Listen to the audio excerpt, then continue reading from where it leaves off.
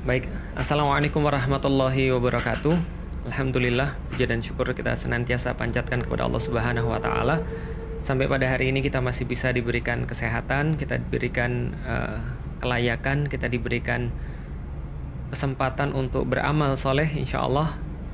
Dan terutama kita diberikan keimanan. Dan keimanan ini adalah sesuatu yang paling berharga bagi kita semuanya sebagai seorang muslim. Walaupun tentunya kita bertambah berat ya pada hari ini, bertambah besar, bertambah lebar. Ya inilah konsekuensi daripada di rumah aja ya, daripada lockdown. Kalau istri sudah masak itu rasanya akan sangat sulit untuk bisa menolak masakan istri. Dan itu adalah sesuatu yang lumrah ya, saya pikir sesuatu yang biasa. Nah, hari ini teman-teman sekalian, saya akan live dalam waktu kurang lebih 20 menit. Kenapa? Karena coba ini adalah live sekaligus ngerekam di saat yang sama. Dan kita berharap ada kebaikan daripada rekaman ini yang nanti bisa di-share kepada teman-teman yang lain. Seperti janji saya coba akan share tentang, sebelum tanya jawab ya teman-teman sekalian, saya akan coba share tentang mencari pasangan ya. Jadi sesuatu yang sangat sering ditanya oleh teman-teman sekalian. Bagaimana cara kita untuk mencari satu orang pasangan? Sebelum saya berbicara tentang pasangan, saya coba akan sedikit cerita tentang mencari kayu di hutan. Jadi gini teman-teman sekalian, ada seseorang yang ketika itu dia diminta untuk mencari kayu bakar. Nggak kayu bakar lah, yang mencari kayu. Dan dia diminta masuk ke hutan dan disuruh untuk mencari kayu. Dan aturannya cuma satu. Kamu cuma boleh berjalan maju ke depan dan nggak boleh mundur lagi ke belakang. Itu syaratnya satu-satunya. Jadi kalau seandainya dia itu dapat kayu, sudah dapat satu kayu dan dia nggak boleh lagi mundur ke belakang. Dia harus tetap maju terus dan nggak boleh mundur. Aturannya cuma satu ya. Masuk ke hutan, lalu kemudian ambil kayu yang paling bagus menurutmu, tapi kamu tidak boleh lagi balik ke belakang. Kamu tetap harus jalan ke depan. Dan hutan itu ya ada awalnya pasti ada akhirnya. Dan dia harus mencari kayu sekali lagi yang paling baik dan yang paling bagus. Oke teman sekalian. Apa yang terjadi? Yang terjadi adalah seorang laki-laki ini ketika dia masuk ke hutan, dia jalan, lalu kemudian dia cari kayu. Dia dapat satu kayu. Dan kayu ini bagus banget. Dia lihat, wah ini kayu ini bagus nih. Apa pikiran dia? Pikiran dia adalah, kayaknya di depan ada kayu yang lebih bagus. Nggak apa-apa, ini baru mulai, baru awal. Nanti di depan ada kayu yang lebih bagus. Sayang nanti kalau aku dapat kayu yang bagus, aku akan nyesal. Setelah itu dia tinggalkan kayu tadi, karena aturannya dia cuma boleh ngambil satu kayu dan cuma boleh maju ke depan dan nggak boleh mundur lagi. Akhirnya dia maju lagi. Setelah dia maju lagi, dia lihat lagi kayu lebih bagus lagi. Wah ini kayunya lebih bagus, lebih mulus, lebih keren, lebih indah. Tapi ini kan baru belum juga setengah jalan. Nantilah di depan kayaknya pasti ada kayu yang lebih bagus lagi. Akan ada kayu lagi yang menanti yang lebih bagus. Akhirnya dia tetap maju lagi. Dan benar, pertengahan jalan dia temukan kayu yang lebih bagus lagi. Bentuknya lebih bagus, lebih cerah warnanya. Lalu kemudian secara kekerasan lebih keras daripada kayu yang di awal-awal tadi. Maka dia bilang, wah aku dapat kayu ini, apa aku ambil aja ya? Lalu kemudian dia pikir, kalau seandainya trennya kayak begini nih, jadi kalau trennya adalah ada kayu yang lebih bagus, ada kayu bagus, ada kayu yang lebih bagus lagi, ada kayu yang lebih bagus lagi, ada kayu yang lebih bagus lagi, kayaknya di depan ini mesti ada kayu yang lebih bagus lagi. Dan ternyata betul, dia dapat kayu yang lebih bagus. Dan dia berharap di depan dia akan mendapatkan kayu yang lebih bagus lagi, dia tinggalin kayu yang tadi, akhirnya dia jalan lagi, tanpa terasa dia sudah hampir sampai ke ujung. Lalu kemudian dia dapat satu kayu. Ternyata kayunya nggak sebagus yang dia temukan di tengah tadi. Kayunya mungkin lebih retas, lebih getas, lebih kemudian gelap warnanya, dan mungkin nggak seperti yang dia bayangkan. Dia pikir, harusnya aku ambil yang tadi. Tapi nggak apa-apa, daripada aku ambil yang ini downgrade. Lebih baik aku cari yang di depan lagi. Akhirnya dia cari yang di depan lagi, dia dapat kayu yang bagus lagi, dan dia bilang, tapi ini bagus sih, tapi nggak sebagus yang di tengah. Aku akan cari, kalau aku yang dapat di tengah, aku akan langsung untuk ambil, lalu kemudian keluar daripada hutan ini. Dia tinggalin lagi dan dia jalan.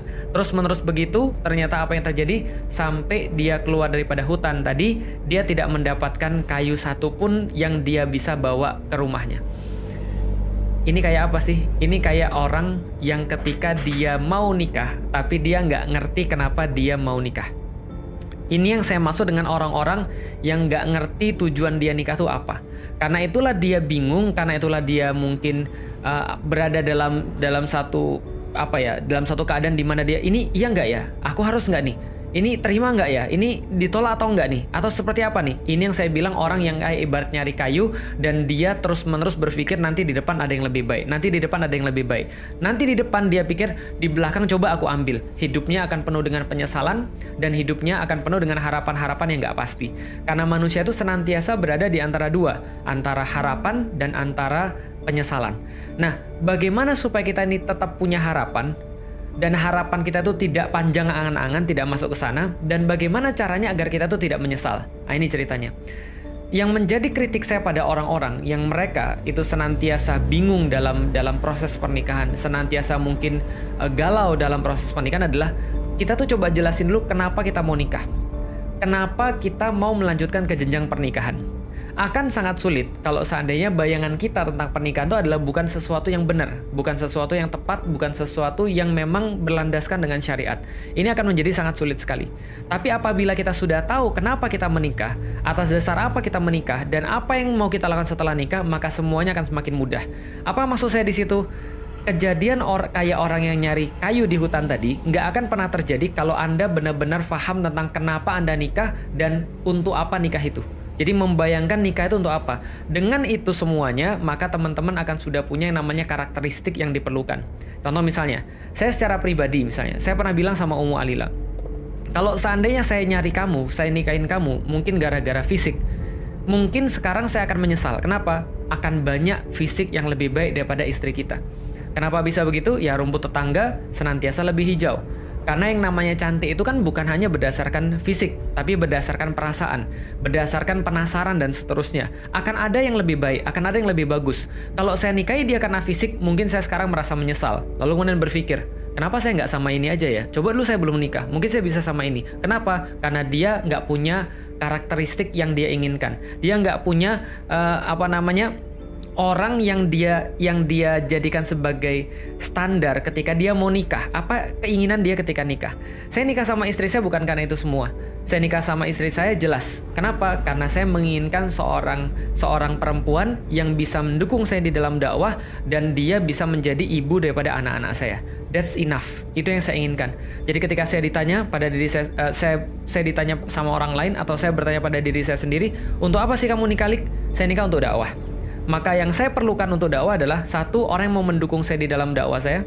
Dua, orang yang bisa mengurusi anak-anak saya yang kelak nanti akan meneruskan langkah-langkah dakwah saya. Ini yang saya perlukan dan ini yang saya cari. Maka ketika saya cari, lalu kemudian saya lihat ada orang yang cantik, ada orang yang kemudian sangat playful, ada orang yang sangat-sangat ya pokoknya seksi misalnya taruhlah dan segala macam. Saya bilang dalam diri saya pengen dengan orang kayak begini, seksi, playful, putih, lalu kemudian hidupnya main-main, kaya dan segala macamnya. Taruhlah misalnya ada yang kayak gitu yang mau sama saya, taruhlah gitu kan ya. Tapi saya pikir, iya ini kalau untuk diajak main ya mungkin iya, kalau untuk diajak pacaran mungkin iya. Tapi yang saya perlukan kan bukan pacaran. Yang saya perlukan adalah ibu daripada anak-anak saya. Maka yang saya cari apa? Yang saya cari adalah orang-orang yang keibuan, yang punya rasa feminitas yang tinggi, rasa keibuan yang tinggi. Saya bisa bayangin dia ketika jadi ibu daripada anak-anak saya. Maka kemudian saya nikahi istri saya yang sekarang, Ummu Alila, karena saya punya standar seperti apa kehidupan saya ke depan. Apa yang saya cari ke depan. Ketika saya cari ke depan adalah orang-orang kayak begini, maka saya nggak perlu yang lain selain apa yang saya perlukan. Adapun kalau saya dapat yang cantik, yaitu adalah bonus. Ya kan laki-laki pasti nyari yang cenderung dong. Dan yang cenderung itu kan termasuk secara wajah. Maka ketika saya ngelihat dia saya demen, saya ngelihat dia saya tenang, saya ngelihat dia saya senang, itu cukup bagi saya. Sakinah bagi saya selesai. Saya nggak perlu lagi yang lain. Contoh misalnya tingkat keputihan segini, ya nggak perlu. Makanya istri saya nggak putih dan bagi saya nggak ada masalah. Dan saya nggak pernah menyesali sampai hari ini ketika nggak milih istri yang putih. Kenapa? Karena saya nggak mau jadi seperti orang yang disuruh nyari kayu di hutan lalu kemudian dia maju terus untuk mengharapkan yang lebih baik, lalu kemudian di ujung dia berakhir dengan penyesalan. Dan ini banyak yang terjadi pada zaman sekarang. Seperti apa zaman sekarang yang terjadi? Nah, coba lihat teman sekalian. Ada orang-orang yang kadang-kadang ya, ketika misalnya contoh, ada seseorang yang datang pada dia, atau ada seseorang yang mengkhidbah dia, taruhlah dia seorang perempuan misalnya. Dia merasa aku nggak mau, kenapa? Karena aku sudah suka dengan seseorang misalnya. Aku cuma suka sama si dia dan aku mau dia untuk menjadi kemudian pasangan saya. Pertanyaan saya, untuk apa Anda menikah? Kenapa Anda nikah? Kenapa Anda harus kemudian mengalami jenjang pernikahan? Kalau untuk ya ini karena dakwah, kenapa harus sama dia? Oh, karena dia memiliki kemudian kemampuan dengan Al-Quran. Kalau yang lain juga punya kemampuan Al-Quran misalnya, apakah kita mau? Enggak, aku cuma maunya sama dia. Nah, ini berarti nafsu. Ini berarti bukan pertimbangan syariat. Bukan kemudian dia menginginkan satu fase yang berbeda untuk ketaatan kepada Allah. Ketaatan ini adalah seharusnya menjadi pertimbangan paling utama ketika seseorang mau menikah. Maka kadang-kadang ketika ada seorang akhwat nanya pada saya, Ustaz, kapan kita harus menerima seseorang? Kapan kita harus menolak seseorang? Kita harus menerima seseorang ya kalau dia sudah memenuhi standar yang kita perlukan untuk masa depan.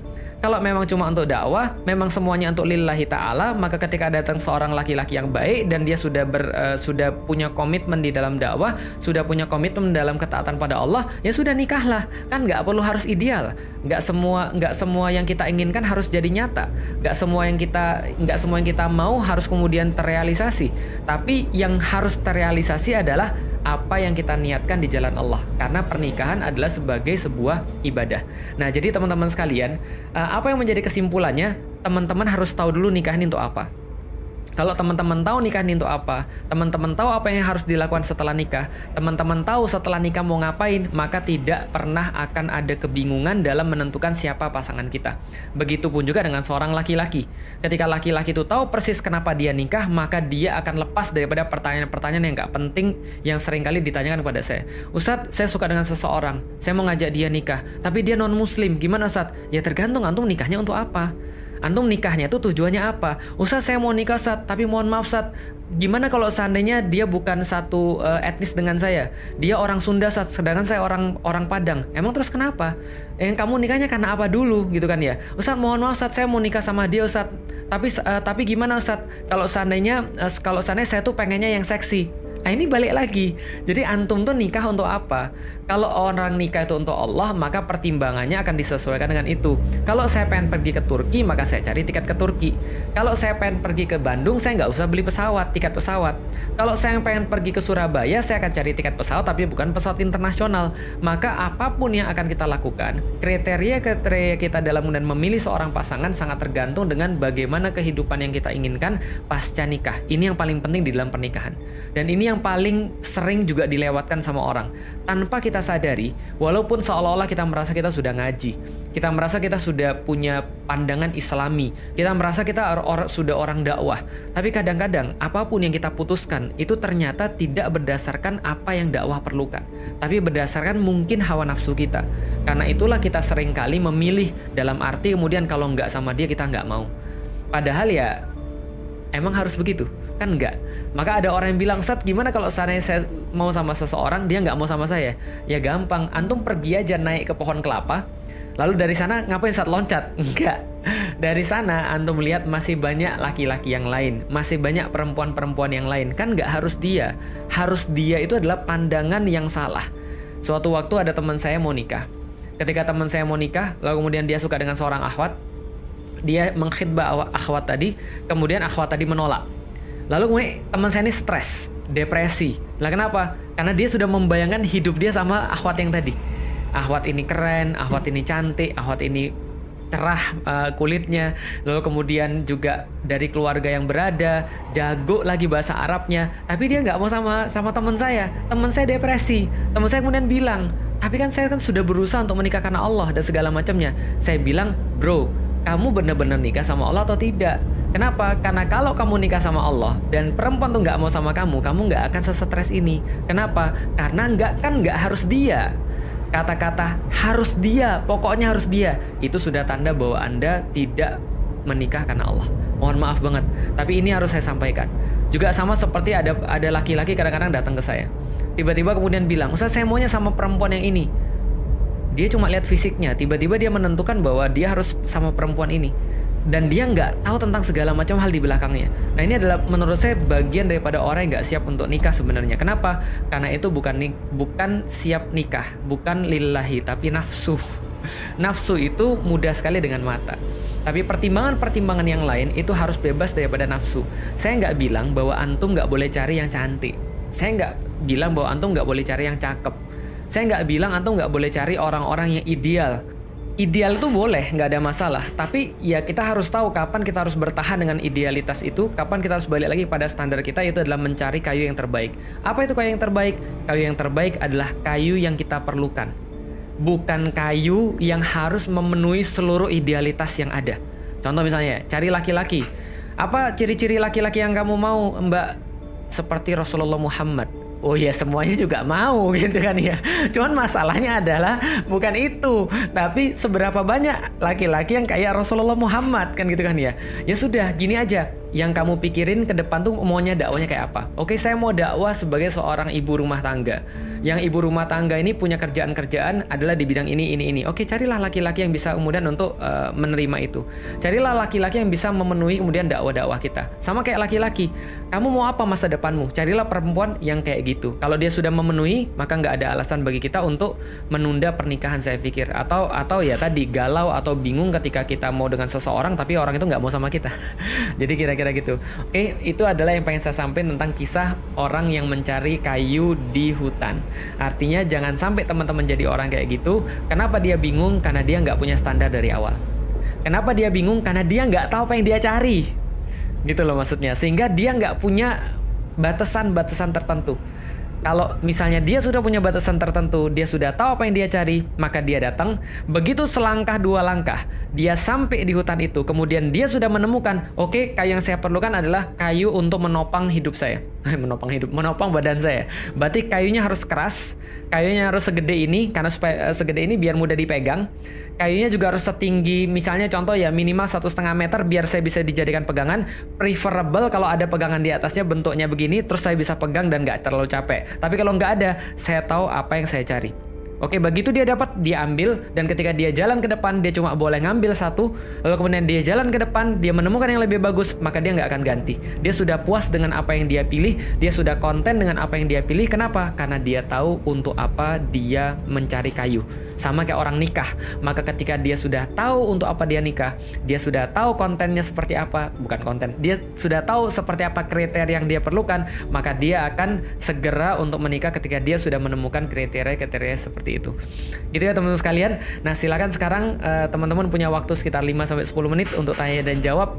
Mudah-mudahan ada kebaikan dari situ. Yang ketinggalan insya Allah ini akan kita publish di YouTube. Jadi ini saya juga rekam dan kita akan publish di YouTube, dan mudah-mudahan teman-teman bisa menikmati di YouTube karena ada kamera di situ.